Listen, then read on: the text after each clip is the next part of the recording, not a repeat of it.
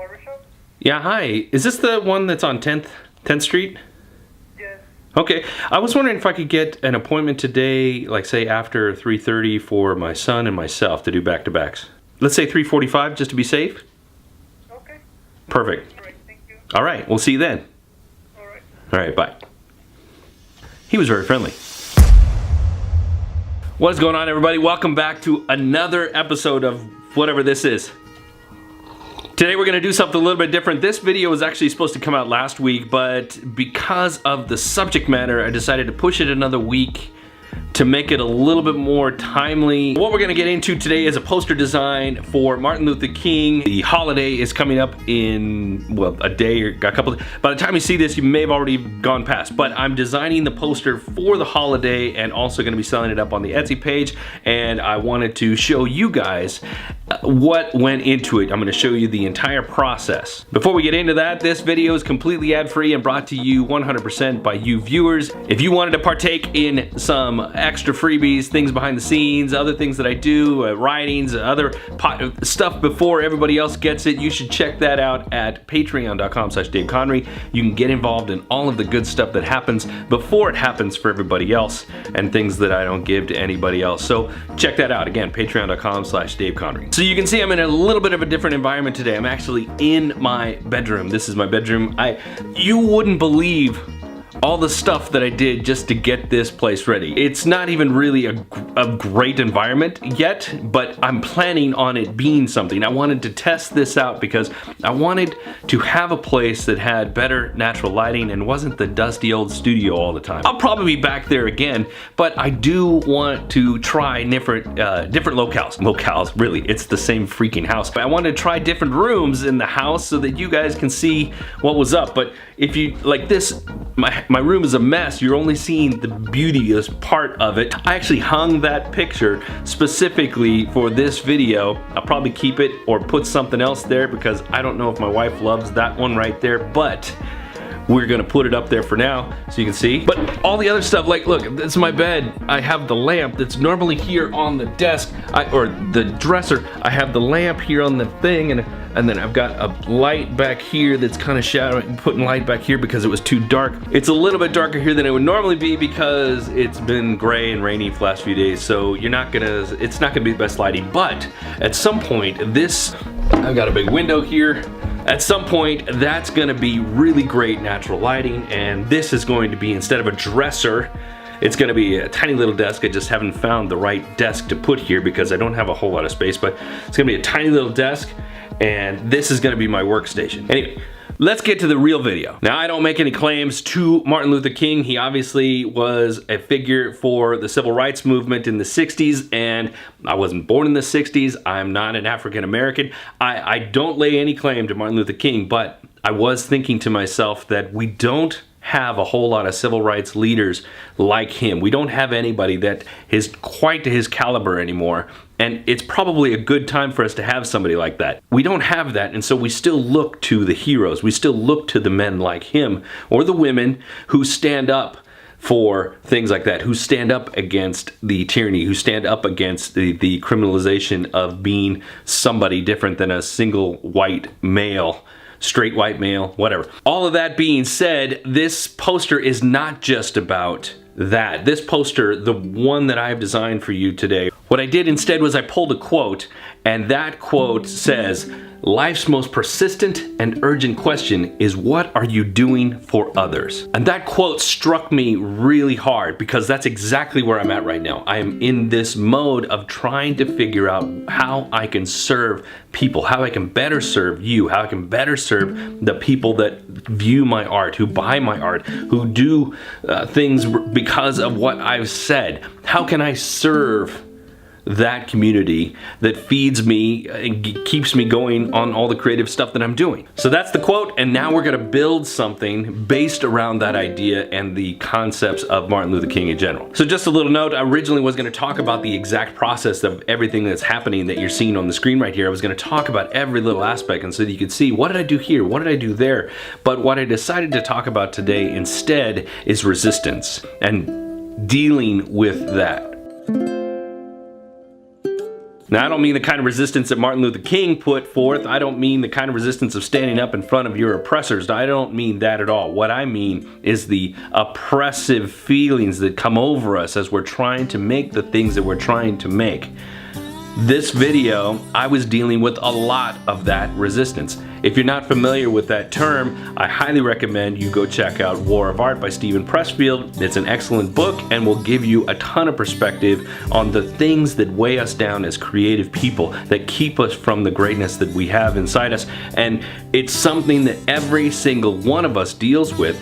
No matter how many times we feel like we've fought that monster, it seems to keep coming back at us and coming back at us and coming back at us. And so it's a constant battle.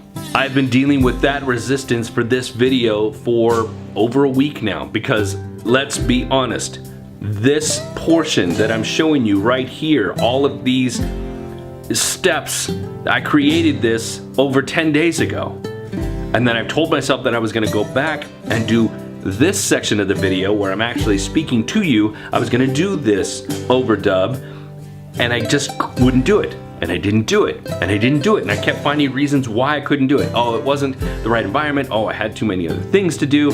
I didn't know where I was gonna film it. I didn't know what I was gonna say. I needed to write a script. I needed to do all of these things, and I just kept telling myself that I wasn't gonna do it. And then I kept putting things in my way through my own purpose, like whatever reasons. I kept saying, well, I'll get to it tomorrow.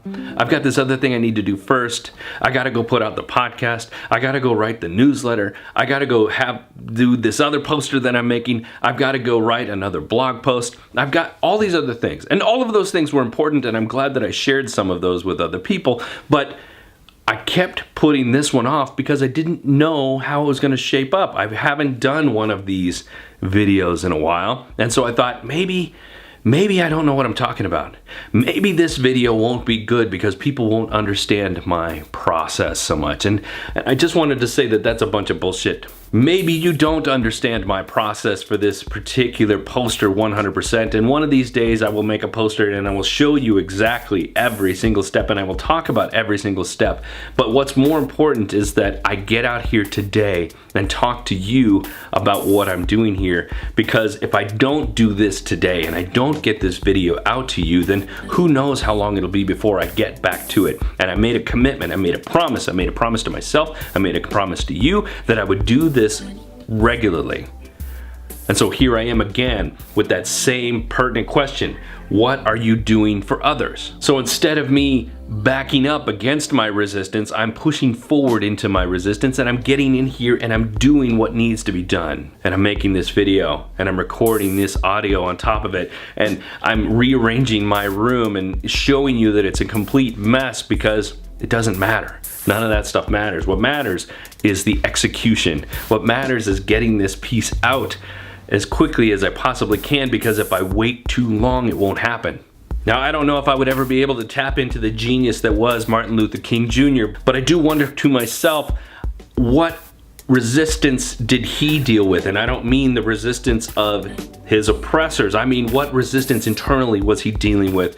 Did he ever feel like he was the imposter in the situation? Did he ever feel like he wasn't truly the leader that everybody wanted him to be? Did he ever feel that there were moments in his life where he didn't think he could stack up against the situation, where he was carrying all of these people on his back as he marched up the steps of Congress? Did he ever feel like the risk was not going to be worth the reward? And obviously the risk ultimately meant his death, but did he ever feel that the risk was too much? Did he ever want to back away from it? Did he ever want to fall away? I'm sure that probably happened. I'm certain that he probably had those moments, because every single one of us deals with it on a regular basis. But when I think about what he did and all the things that he had to overcome to get his message out there, it makes my plight, it makes my little complaints seem so insignificant. But yesterday, when I was wrestling with what I'm gonna do next,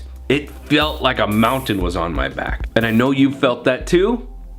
I feel it often, but we keep pushing forward because it's not a mountain on our backs. In fact, all it is work. Or it's stepping into areas that we are unfamiliar with, or maybe not 100% comfortable with. But we have to just push through those feelings, because they're not as bad as we think they are. As I've said multiple times before, if it's not gonna make me broke, send me to jail, or kill me, then why am I not doing that thing? There's no risk here of going broke. I have no risk of going to jail. And there's definitely no risk of me dying. So there's no reason why I shouldn't be finishing this video and sharing it with you and getting you to do the exact same thing.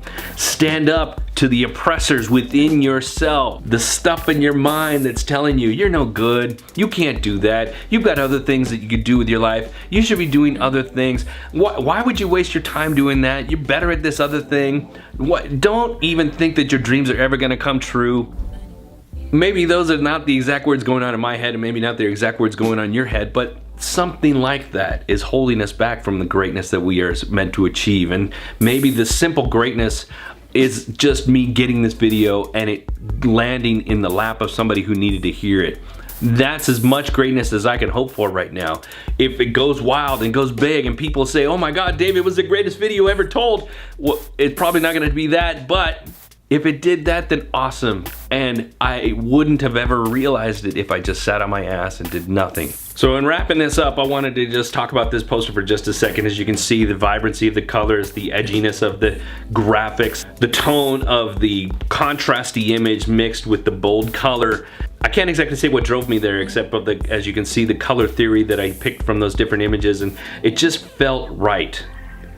Does it ultimately represent Martin Luther King 100%? Does it feel like it's a part of him? I don't know, but it's my style and it's what I envision when I think of him and what I think about the things that he said. Maybe if it caught me in a different mode, it would have been 100% different, but this is what it turned out, and I'm really happy with the result. And if you're interested, you can always go check it out. I have it for sale right now on my Etsy shop at daveconry.etsy.com. In future videos, when I do make other posters or other designs, I will talk about them more. I will talk about the actual process, unless of course I get inundated with a really amazing idea that I need to share with you, and that's more important. But for the most part, I will talk about the actual process, so you actually learn what I did and why I did it and how I did it and whatnot. So something to hope for next time. One last time, I just want to remind you that this video and all the videos I produce are now member supported. That means no ads. I will never put up any ads on here, but you can be part of that membership if you go over to patreon.com/DaveConry and check out what's going on there. One thing to note is that anybody who is a Patreon member, it does get a standing discount to anything I make, and it all depends on what level you come in at, but that's completely up to you. And if you wanted to get this poster at a little bit of a kickback,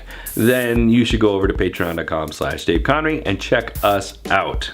Of course, again, there's all the other goodies that come with that, the added bonuses, the things that nobody else sees or gets, and stuff gets delivered to you sooner than everybody else. So go again, check it out, patreon.com/DaveConry. On that note, folks, I'm gonna get out. Remember to celebrate your resistance and then punch it in the face. Be good today, be even better tomorrow. See ya.